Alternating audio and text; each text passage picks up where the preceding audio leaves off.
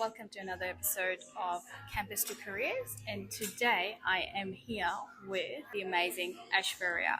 And I've actually met Aishwarya for the first time, and we're having coffee at the beautiful Ella Cafe.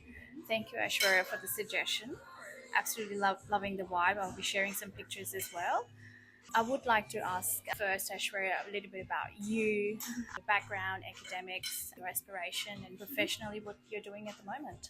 So, hello everybody, this is Aishwarya, and I did my bachelor's in architecture overseas in India, and I came to Australia in 2023, and currently I'm pursuing my master's in RMIT in urban planning and environment. And professionally, I'm working as an assistant town planner at Tract Consultants, and it's been almost a year now, and yeah, it's a pretty amazing experience in Australia.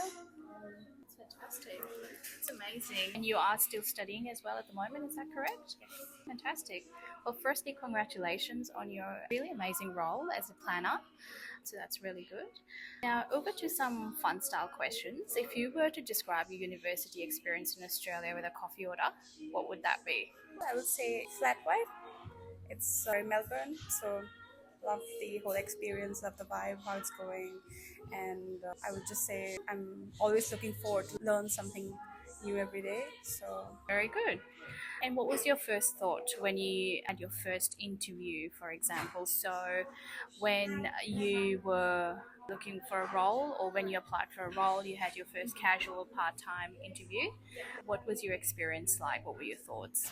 So, first interview I had in Australia was at Arup, which is a big consultancy firm, and I just applied there because I was always very motivated towards working in my field when I came here. So, when I got this interview, it was like a feeling of achievement in itself. Wow, I just got an interview in 2 months when I came here. And one thing that I reminded myself was just to be confident in myself. And one thing I was very aware about myself was that I'm ambitious. So I think I just had a really easy and flowing interview, and I felt like I was prepared for the questions, because one thing in Australia, they don't ask like quite tough questions in interviews. They're very, how was my whole experience overseas and what's my strength and weaknesses. So I feel like if you're aware about yourself and how good is your work, how good you are in your professional skills, it helps very well to have a pretty easy chat to someone. So it's more not a Q&A style, but it's more relaxed and talking about exactly what you do, where you come from. Absolutely. Thank you. And what is the funniest, most unexpected reality shock you had when you came here? So it could be professionally that you learned, cultural shock, or something around a slang word, or There's quite a lot, but I think professionally, if I had this shock, was when I started my professional career over here, and they have this amazing concept of work-life balance. So you don't need to stay late, at least for me where I'm starting now. You can just be obviously very efficient with your whole working hours, and you can just leave at 5:30, go home and be with your family, and that's amazing. That's not what I have experienced it overseas, but I think Australia has a pretty good definition of how life should be. It's pretty relaxed. You will love working here. People are very nice, very encouraging. So that was amazing. And obviously the Aussie slangs and their buzzwords are a whole another level, because I think very much when I came to Melbourne, I was looking for, I think maybe somewhere to eat, and I was like, where is some chap just said, oh, there, it's Macca's, it's not McDonald's. So I think, and from there on, absolutely. Thank you for that. So the question is around how different was it for you studying in Australia as compared to back home? so over here, I think what I can say is there are a lot of reading materials. There will be weekly discussions, lots of group discussions, which we don't get to do back home. It's more very theory based, and go to your classes and that's done. But I think when you are here in Australian unis, you have to come prepared. You have to be very thorough with your readings, and it's more very research based, I would say. Lots of essays, lots of writing, and I think you just easily nail it. It wouldn't be very something alien to you, I think you have to come much prepared. To know, and Yeah. and that's and also specific to your area of study as well. It will be a lot more research heavy as well, isn't it? Thank you for that. And what's the most fun thing about uni life in Australia?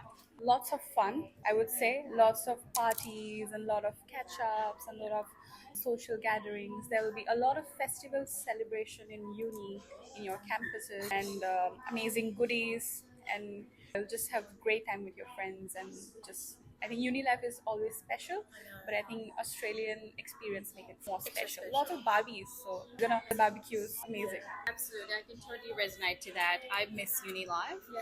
I've been a student several times, taking breaks, but I always would want to go back and study something because campus life is just amazing, isn't it? And how would you, if you had a chance, how would you change one thing international students are supported? What would that be? I would say, like me, many of the international students, they are lost. They don't come with that mindset that okay, I'll go there, I'll network with people. So I highly recommend international students coming here to at least do very not thorough research, but at least in your field, who is there, where with whom you can have a coffee catch up or something when you get here. And I think people are very encouraging here. They would love to talk to you, love to share their experience, love to mentor you for any career guidance. So I would definitely recommend doing a lot of networking and social catch-ups. Yeah, well, thank you so much. And this is golden advice from Aishwarya that never shy away asking a question. If the most you're going to get is a no or someone is busy, but the best you're going to get out of it is yes, I do want to help, I do want to catch up for that coffee. And it's only adding to your learning experience as well, isn't it? Yeah, absolutely. Thank you. And what's one skill you've learned in Australia that you think will play a vital role both in your career, professionally, in life?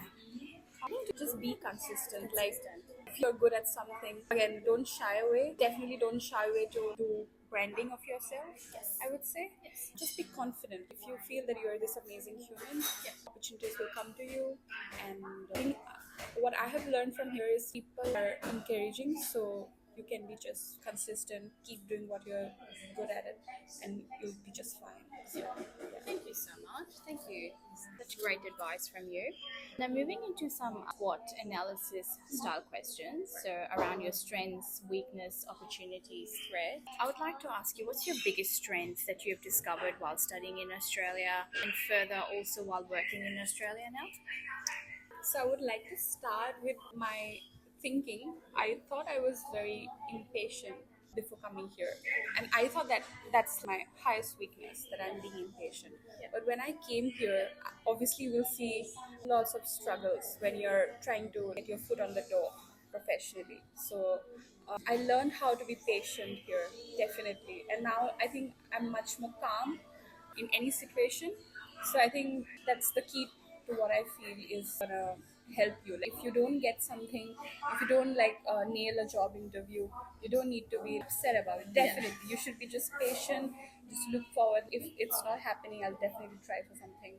Improve, definitely. So that's, I think, sums up my weakness turning into my strength, I guess, in this whole journey. Which even I find amazing. Like wow, I've changed my perception of how I want to get things done. So you've basically answered my next question. I was going to okay. ask you around the weakness and challenge. Yeah. What did you face and how did you overcome it? You just covered it. Oh, Yeah. But I think I had my own challenges. I think there is definitely, I would say, finding right connections. You have to do a lot of LinkedIn research. Who is there in your field who is going to support you, or you can get a very good excellent advice, something. So those are the challenge. But I think once you get here, once you settle in well, I think you're good to go. You just connect with right people and Yes, thank you for that. In terms of opportunities, what do you see for international students, the opportunities out here? What have you seen? I think the opportunities are endless. People want you to work here and they will never, what they say, they will never judge you. Oh, you're just junior to me. So they won't underestimate you, I would say. So I think there are a lot of opportunities. People, again, have said many times that They're very encouraging. They look at the, and they would like to know from you. They would like to learn from you as well, whether they are seniors or even your juniors, of course. So I think lots of opportunities, and I would say I was very ambitious before coming here. So never let that zeal vanish away inside from you. So you just have to have that hunger to do something, because if it's not inside you, it won't encourage you to get out there. That's so true, and this is golden advice from Aishwarya. So it's that aspiration, ambitiousness, but at the same time, the persistence is to keep going. Well, that's it. Yeah, that's amazing.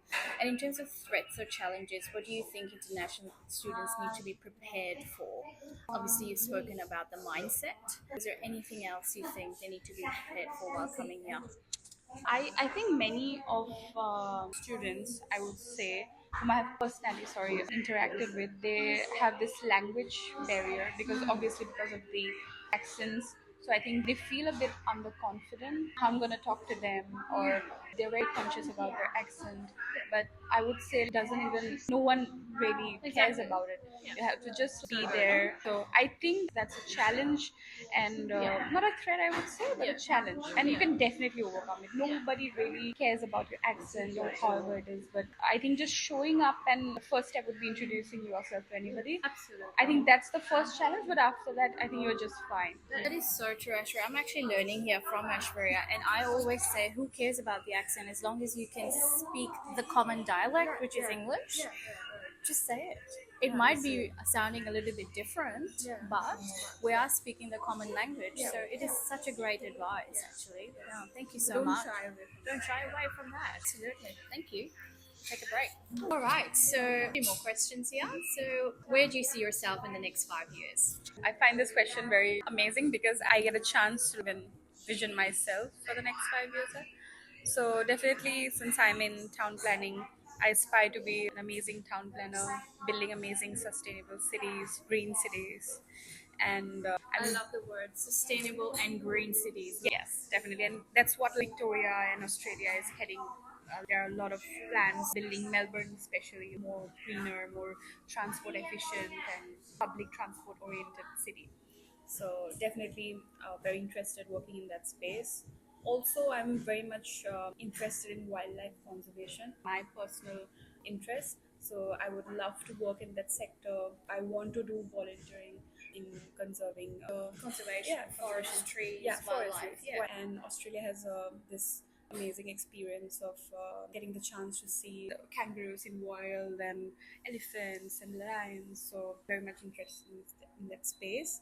And Amazing. What a great 5 year plan.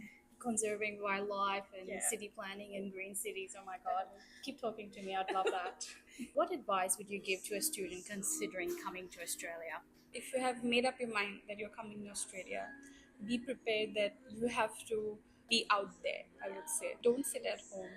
Yeah. Don't be very comfortable, because you are going to come out of your comfort zone. Yeah.